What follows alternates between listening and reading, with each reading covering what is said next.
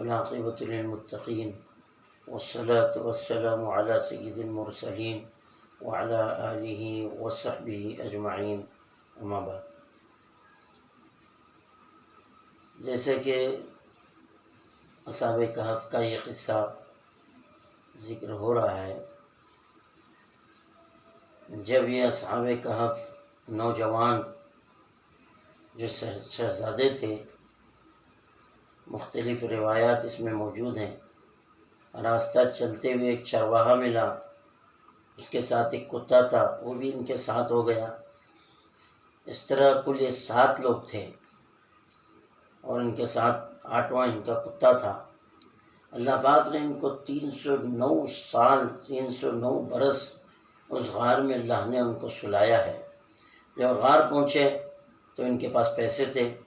جو ان میں سب سے سمجھدار تھا وہ گاؤں جاتا، خبر لاتا کہ دقیانوس جو بادشاہ ہے، جب خبر ملی کہ وہ جہاں سفر پر گیا تو واپس آ گیا ہے، تو ہمارے متعلق کیا پروپیگنڈا ہو رہا ہے، یہ خبر لینے کے لیے شہر جاتا، پہاڑی سے نیچے اترتا، دکانوں میں لوگوں سے ملتا، اپنا بیس بدل کے جو شاہی لباس تھا وہ لباس کو بدلتا تاکہ لوگ اس کو نہ پہچانیں، خبر لا کے اپنے ساتھیوں کو بتاتا کہ وہ ہمارے قتل کا ارادہ کرتا ہے اور اس کے آدمی ہمیں ڈھونڈ رہے ہیں کہ یہ نوجوان جو شہزادے تھے کہاں چلے گئے۔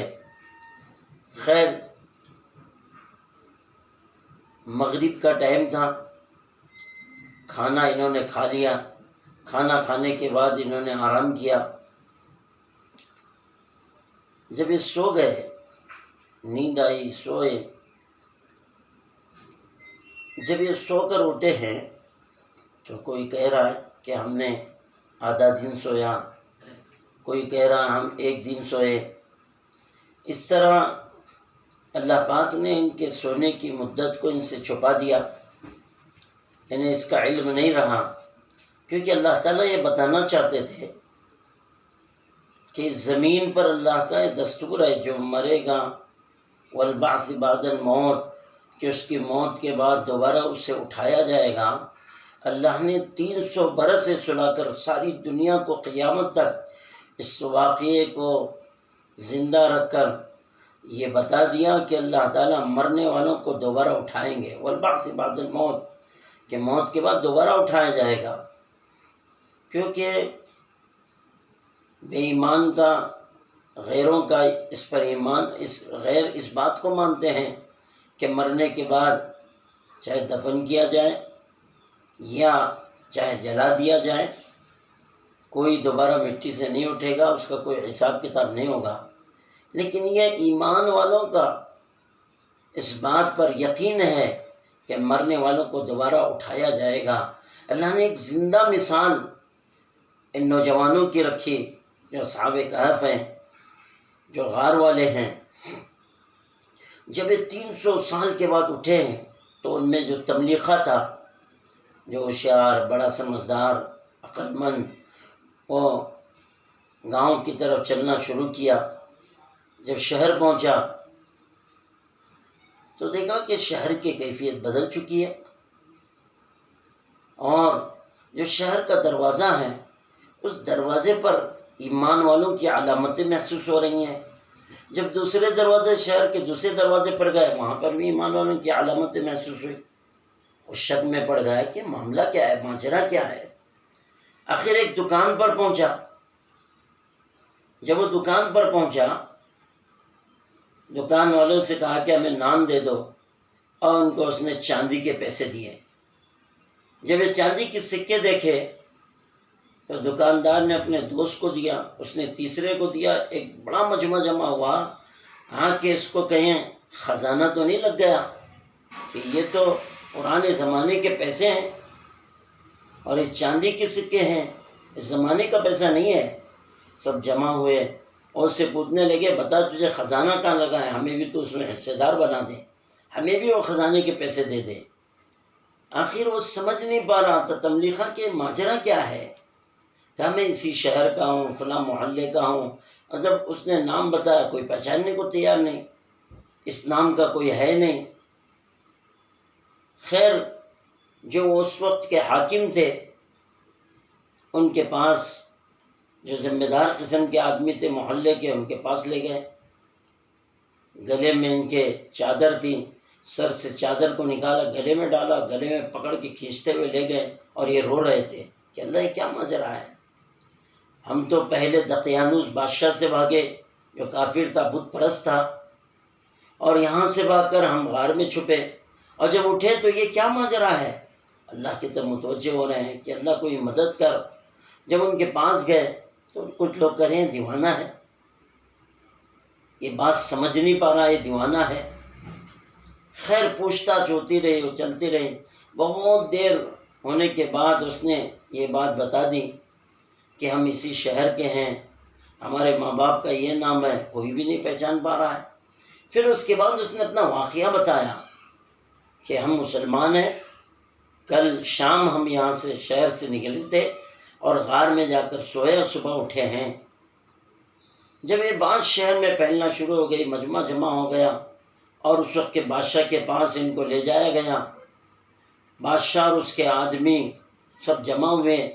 جب یہ قصہ لوگوں نے بتایا اور تبلیغ خان نے اپنا قصہ بتایا، الگ الگ طریقے سے اس واقعے کو مفسرین نے ذکر کیا ہے، وہب نے، عبداللہ ابن عباس رضی اللہ تعالیٰ عنہ نے، اور اسی طرح جو ہیں کئی مفسرین نے اپنے اپنے طور سے تھوڑی بہت تبدیلی کے ساتھ الفاظ کی ذکر کیا۔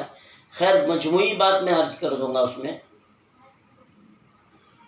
تو پھر اس کے بعد انہوں نے پورا واقعہ سنایا کہ ہم مسلمان تھے، بادشاہ نے ہمیں قید کیا، جب بادشاہ ہمیں ایک موقع دیا سمجھنے کے لیے تو ہم وہاں سے بھاگنے کے لیے غار میں قیام کیے، کل ہم گئے تھے اور صبح کھانا لینے کے لیے ہم یہاں آئے ہیں۔ خیر بات تو کسی کی نہیں سمجھ میں آئی، لیکن بادشاہ نے اپنے خزانے میں جہاں کئی چیزیں اس ملک کی رکھی ہوئی تھی، اس میں یہ تختیاں تھیں جس میں ان کا نام لکھا ہوا تھا۔ تو اس نے پوچھا کہ تمہارا نام کیا ہے؟ نے کہا تملیخہ۔ تو اس میں جو نام لکھے ہوئے تھے 7 نام، اس میں ایک تملیخہ تھا۔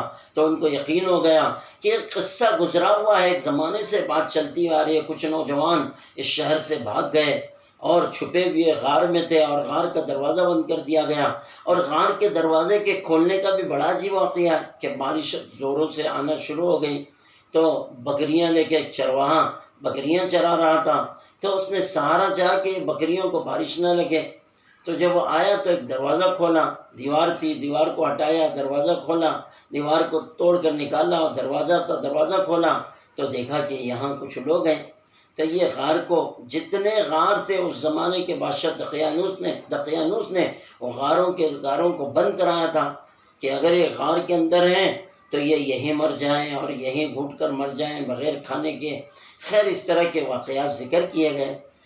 تو اصل بات یہ ہے کہ بادشاہ اس کے لوگ ملنے کے لیے غار پر آئے، اور وہ جتنے ساتھی تھے ان سے ملاقات کی، ان کو بتایا کہ تم 1 دن 2 دن 3 دن 10 دن نہیں سوئے، بلکہ اللہ پاک نے 309 برس تمہیں اس غار میں اللہ نے سلایا ہے۔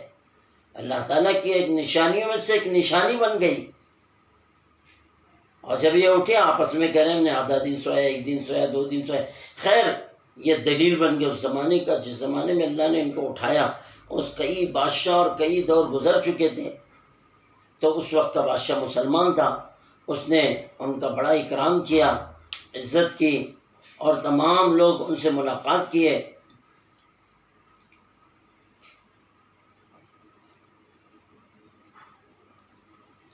اور اس کے بعد کچھ وقت وہ زندہ رہے، سب چلے گئے، اور وہ نماز میں، سجدے میں، عبادت میں مشغول ہو گئے، اللہ کے سامنے رونے لگے، اللہ کی خوب عبادت اور اللہ تعالیٰ کی حمد بیان کی، سجدوں میں پڑے رہے۔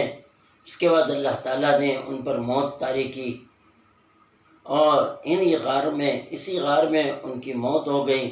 اسی واقعے کو تفصیل سے تقریباً مفسرین نے اپنی اپنی تحقیق کے مطابق اس واقعے کو ذکر کیا ہے۔ خیر عرض یہ کرنا اس واقعے سے بڑا عجیب سبق یہ ہے کہ جن لوگوں کا یہ ایمان ہے کہ مرنے کے بعد دوبارہ کیسے اٹھایا جائے گا، اللہ نے فرمایا، قرآن میں اللہ نے فرمایا مِنْهَا خَلَقْنَاكُمْ وَفِيهَا نُعِيدُكُمْ وَمِنْهَا نُخْرِجُكُمْ تَارَةً أُخْرَىٰ، کہ ہم نے تم کو اسی مٹی سے پیدا کیا، اور مِنْهَا خَلَقْنَاكُمْ وَفِيهَا نُعِيدُكُمْ، اور دوبارہ تمہیں ہم اسی مٹی سے اٹھائیں گے، فِيهَا نُعِيدُكُمْ وَمِنْهَا نُخْرِجُكُمْ تَارَةً أُخْرَىٰ، کہ اللہ نے فرمایا ہم نے اسی مٹی سے تمہیں پیدا کیا، اسی مٹی میں ہم تمہیں ڈالیں گے، دوبارہ اسی مٹی سے اٹھا کر میدان میں جمع کریں گے اور ہم تمہارا حساب لیں گے۔ اللہ حشر کے میدان میں جمع کرے گا اور حساب لے گا۔ اللہ ہی نے اس مٹی سے پیدا کیا، اور بندہ اس مٹی میں جاتا ہے، محفوظ رہتا ہے، اس کی روح سے اس کا حساب کتاب پوچھا جاتا ہے۔ کئی اجسام ایسے ہیں کہ آج بھی ایسے بہت سے اجسام ہیں جو اللہ پاک نے اپنا ایک عجوبہ یہ بتا دیا کہ شہیدوں کے اجسام کو مٹی نہیں کھاتی، اور اسی طرح بہت سے اولیاء اللہ کی ایسے قبریں موقع در موقع جہاں کھلی ہیں، اور کئی صحابہ کی قبریں موقع در موقع بارش سے اور اس کی ہوا، جب مٹی کھودی، آس پاس قبریں کھودی گئی تو اچانک قبر ظاہر ہوئی۔ ایسے بہت سے واقعات ہوئے ہیں کہ کفن کا ایک دھاگا بھی نہ ٹوٹا۔ یہ اللہ نے بتایا کہ جس بندے کو اسی مٹی سے اٹھایا ہم نے، اور جب اس مٹی میں اسی طرح حفاظت سے رکھا، آپ دیکھ رہے ہیں یہ بھی اللہ کی طرف سے ایک علامت ہے، اور دوبارہ اسی مٹی سے اٹھا کر ہم کھڑا کریں گے۔ اللہ تعالیٰ نے 309 برس ان کو سلا کر دوبارہ اٹھا کر ساری دنیا کے سامنے قیامت تک ایک مثال اللہ نے قائم کرا دی کہ اسی طرح ہم انسانوں کو اٹھائیں گے، حساب لیں گے۔ اللہ تعالیٰ نے فرمایا ہم حساب لیں گے، ان اللہ سریع الحساب، کہ ہر بندے کا حساب لیا جائے گا۔ کما تحیون کما تموتون کما تموتون کما تحشرون، کہ جیسے اللہ پاک نے تمہیں زندگی ہم نے گزاری ہے، اور ایسی ہی ہمیں موت بھی ہے، اور ایسی ہی اللہ کی طرف سے حشر بھی ہے۔